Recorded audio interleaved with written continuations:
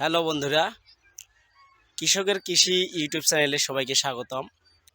First ভিডিওতে আমরা কথা বলবো ভুট্টা রোপণের প্রায় 10 থেকে 15 দিনের মধ্যে ভুট্টা যে কেটে দেয় কাটুই পোকা সহ শুরু করে অনেকে ডোরা পোকা নামে চেনেন, সেই পোকার কীটনাশক আমরা স্প্রে করতেছি।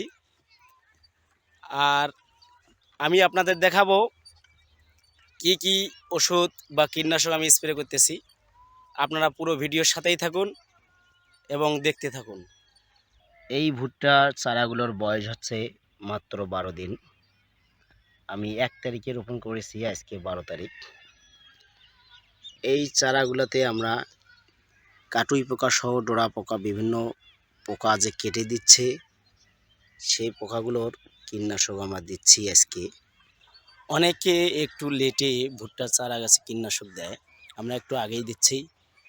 অনেকে যে ভুলটা করে অনেক কৃষক, সেটি হচ্ছে 505 ইসি সহ অনেক বেশি পাওয়ারের কীটনাশক বা বিষ প্রয়োগ করার কারণে ভুট্টার গাছের অর্থাৎ অঙ্কুরের মধ্যে বিষের রিয়াকশন পড়ে যায়, যার কারণে ভুট্টার গাছ বসে যায়।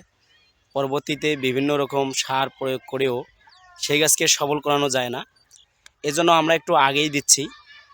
আমি গত বছর ভুট্টা চাষ করেছি, সেখানে একটু লেটে দেওয়ার কারণে আমার অধিকাংশ ভুট্টার চারা গাছ কেটে দিয়েছে। এই জন্য আমরা এবারে একটু আগেই কীটনাশক দিচ্ছি। এই হচ্ছে আমাদের ভুট্টা চারাগুলোর হাইট। আমরা যদিও এর আগে এর থেকেও বড় চারায় কীটনাশক বা বীজ দিয়েছি কাটুই পোকা কিংবা ডোরা পোকার জন্য। এবারে একটু আগে দিচ্ছে, কারণ এর আগে আমরা যখন বীজ দিয়েছিলাম তখন চারাগুলোর বয়স একটু বেশি হওয়ার কারণে বিষে কোনো কাজ করে নেই, অনেক পোকা আমাদের কেটে দিয়েছে। এজন্য আমরা এবার একটু আগেই দিচ্ছি এবং যে কীটনাশকগুলোর ইসি কম সেগুলোই দিচ্ছি। আমরা আপনাদের দেখাবো আমরা কি কি কীটনাশক প্রয়োগ করতেছি।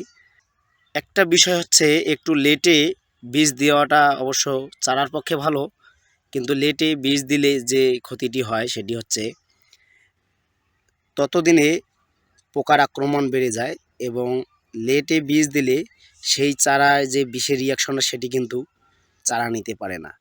এই একটা অসুবিধা, একটা সুবিধা।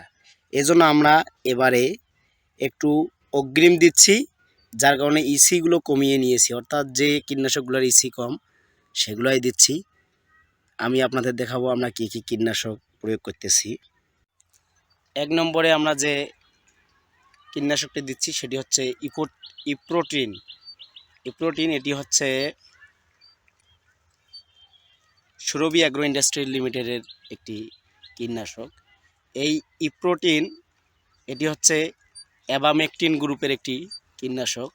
এটি হচ্ছে 1.8 ইসি, অর্থাৎ ইসি অনেক কম।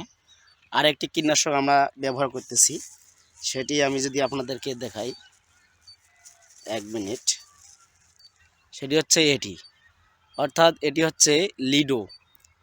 এটি হচ্ছে 4 ইসি। যেখানে নাইট্রো 505 ইসি, সেখানে আমরা ব্যবহার করতেছি মাত্র 4 ইসি। এটি হচ্ছে এভামেকটিন 1% এবং এসিটামিপ্রিড গ্রুপ 3%। এটিও সুরভি অ্যাগ্রো ইন্ডাস্ট্রি লিমিটেডের একটি কীটনাশক। আপনারাও চাইলে এই কীটনাশকগুলো ব্যবহার করতে পারেন কিংবা সেম গ্রুপের অন্যান্য কীটনাশকগুলো ব্যবহার করতে পারেন। সাথে আমরা এই পাতাটি ব্যবহার করতেছি। এই পাতাটা হচ্ছে অ্যামামেকটিন বেনজয়েড 4%। এর নাম হচ্ছে ওডি। এটি হচ্ছে সুরভি অ্যাগ্রো ইন্ডাস্ট্রি লিমিটেডের একটি কীটনাশক। আপনারা এটিও ব্যবহার করতে পারেন। আমরা এই 3টি কীটনাশকের সমন্বয়ে আজকে কাটুই পোকা এবং ডোরা পোকার কীটনাশক ব্যবহার করতেছি। ভুট্টা চাষের সবথেকে বেশি বিপজ্জনক এবং মহামারী আকার ধারণ করে ভুট্টা চাষ করার কিছুদিন পরেই, অর্থাৎ 15 থেকে 20 দিনের মধ্যেই সবথেকে ভুট্টার মধ্যে বেশি মহামারী আকার ধারণ করে। সেটি হচ্ছে কাটুই পোকা এবং ডোরা পোকা সহ অন্যান্য কিছু পোকার আক্রমণে ছোট অঙ্কুরগুলো কেটে দেয়, যার কারণে অনেক ভুট্টা চারা কমে যায় খেতে। আমরা অনেক কৃষকদের সাথে কথা বলেছি। অনেকে বলেছে অর্ধেকেরও বেশি গাছ কেটে দিয়েছে, অনেকে বলেছে 1/4 অর্থাৎ 4 ভাগের 1 ভাগ কেটে দিয়েছে।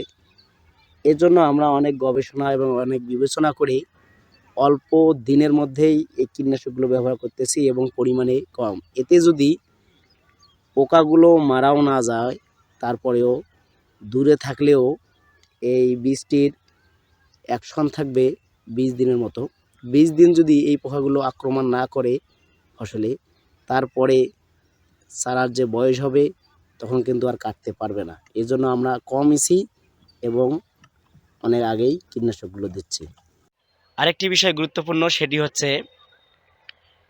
এই কাটুই পোকা, ডোরা পোকা সহ যে পোকাগুলোর জন্য আমরা, অর্থাৎ অঙ্কুরগুলো কেটে দেয় সেই পোকাগুলোর জন্য আমরা যে সময় ওষুধ দিই সেই সময়টি খুবই গুরুত্বপূর্ণ। সেটি হচ্ছে সন্ধ্যার একটু আগে, অর্থাৎ বিকেলের পরে থেকে শুরু করে সন্ধ্যা কিংবা রাত পর্যন্ত এই ওষুধগুলো দেওয়া সবথেকে বেশি উত্তম। কেননা এই সময়েই এই পোকাগুলো বের হয় এবং রাতে দিতে পারলে আরও ভালো। এই সময় এই পোকাগুলো বের হয় এবং আক্রমণ করে। এজন্য আমরা সন্ধ্যার একটু আগে দিচ্ছি।